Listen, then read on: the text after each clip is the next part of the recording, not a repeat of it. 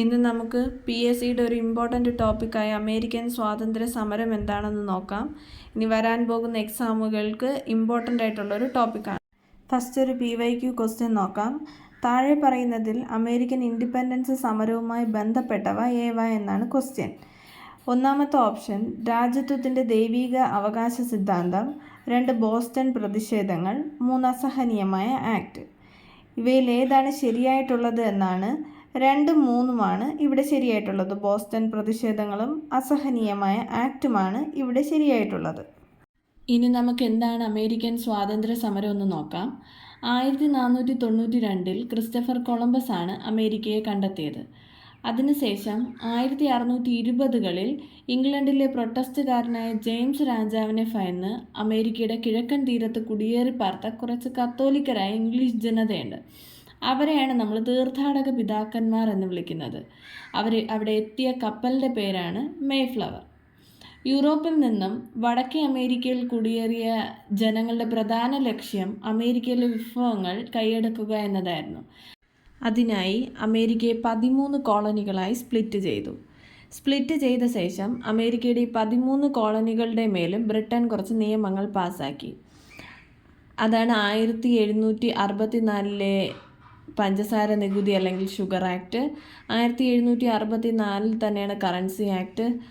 65 stamp നിയമം, 67 ടൗൺഷെൻഡ് നിയമം, 1773 tea act. ഇങ്ങനെ കുറച്ച് നിയമങ്ങൾ അമേരിക്കക്കാരുടെ മേൽ ബ്രിട്ടൻ പാസ്സാക്കി. ഇനി നമുക്കൊരു ഇമ്പോർട്ടൻ്റ് ആക്റ്റായ മെർക്കൻറ്റലിസ്റ്റ് ആക്ട് എന്താണെന്ന് നോക്കാം. ബ്രിട്ടീഷുകാർ അമേരിക്കയെ ഒരു വ്യവസായ ആവശ്യങ്ങൾക്ക് വേണ്ടിയിട്ടുള്ള ഒരു കമ്പോളമായിട്ട് മാത്രമായിട്ടാണ് കണ്ടിരുന്നത്. അപ്പോൾ അത് നടപ്പിലാക്കാൻ വേണ്ടിയിട്ട് അവർ അമേരിക്കയിൽ നടപ്പിലാക്കിയ ഒരു നിയമമാണ് മെർക്കൻറ്റലിസ്റ്റ് നിയമം എന്നറിയപ്പെടുന്നത്. ഇപ്പം മെർക്കൻറ്റലിസ്റ്റ് നിയമത്തിൽ ഉൾപ്പെട്ടിരുന്ന കാര്യങ്ങൾ എന്താണ് എന്ന് നമുക്ക് നോക്കാം.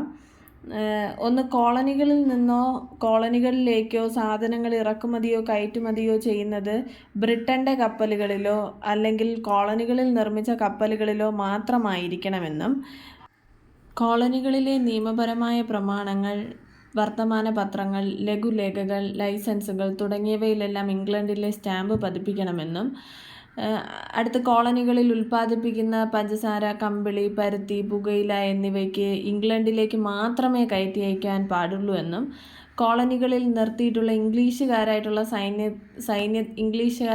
സൈന്യത്തിലുള്ള ആൾക്കാരുടെ താമസം, അത്യാവശ്യ സൗകര്യങ്ങളെല്ലാം കോളനിക്കാർ തന്നെ നോക്കണമെന്നും, കോളനികളിലേക്ക് ഇറക്കുമതി ചെയ്യുന്ന തേയില, ഗ്ലാസ്, കടലാസ് തുടങ്ങിയവയ്ക്ക് ഇറക്കുമതി ചുങ്കം നൽകണമെന്നുമാണ് മെർക്കൻറ്റലിസ്റ്റ് നിയമത്തിൽ പറഞ്ഞിരിക്കുന്ന പ്രധാനപ്പെട്ട കുറച്ച് കാര്യങ്ങൾ.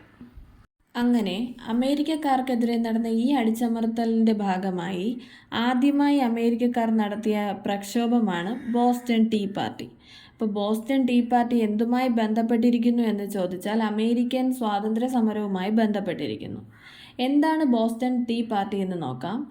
ഇംഗ്ലീഷ് ഗവൺമെൻറ് തേയിലയ്ക്ക് മേൽ ഉയർന്ന നികുതി ചുമത്തിയതിനെതിരായിട്ട് അമേരിക്കയിലെ ജനങ്ങൾ റെഡ് ഇന്ത്യൻസിൻ്റെ വേഷം ധരിച്ചുകൊണ്ട് ബോസ്റ്റൺ എന്ന കടൽ തീരത്ത് നങ്കൂരമിട്ടിരുന്ന കപ്പലിൽ ഉണ്ടായിരുന്ന 342 തേയില പെട്ടികൾ കടലിലേക്ക് വലിച്ചെറിഞ്ഞതാണ് ബോസ്റ്റൺ ടീ പാർട്ടി എന്നറിയപ്പെടുന്നത്. ഇത് നടന്നത് എന്നാണെന്ന് ചോദിച്ചാൽ 1773 ഡിസംബർ 16 ഈ ബോസ്റ്റൺ ടീ പാർട്ടി നടന്നത്. അതിനുശേഷം സ്വാതന്ത്ര്യത്തിൻ്റെ ചിന്തകൾ ഉയർന്നു വന്ന അമേരിക്കൻ ജനത 2 കോണ്ടിനെൻ്റൽ കോൺഗ്രസ്സുകൾ വിളിച്ചു ചേർത്തു. ഒന്നാം കോണ്ടിനെൻ്റൽ കോൺഗ്രസ് നടന്ന വർഷം 1774 ഫിലാഡൽഫിയയിൽ വെച്ചാണ്.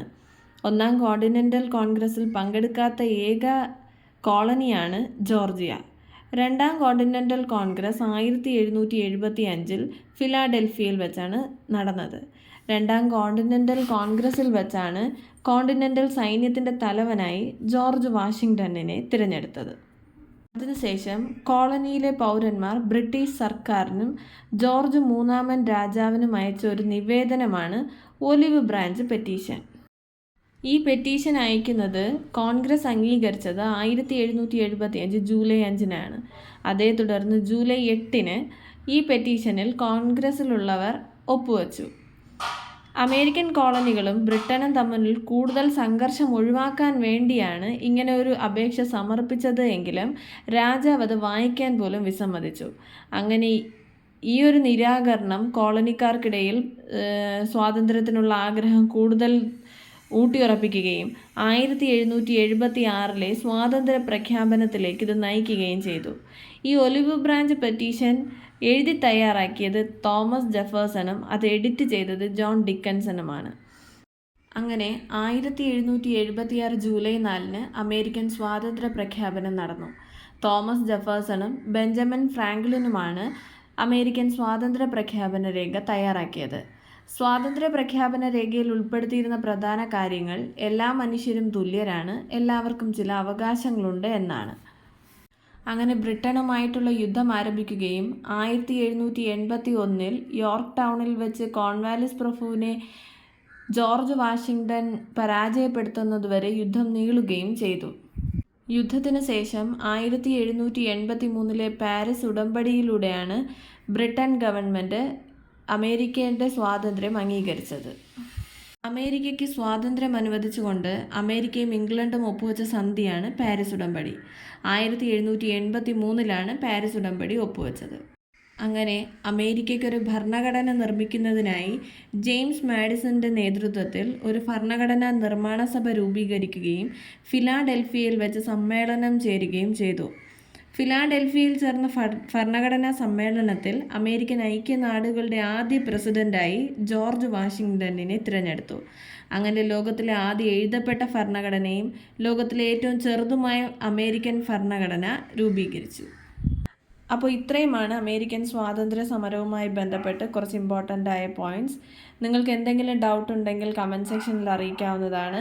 അപ്പോൾ ഇത്രയും നേരം എൻ്റെ വീഡിയോ കണ്ട എല്ലാവർക്കും, പിന്നെ എക്സാം എഴുതാൻ പോകുന്ന എല്ലാവർക്കും എല്ലാവിധ ആശംസകളും നേരുന്നു.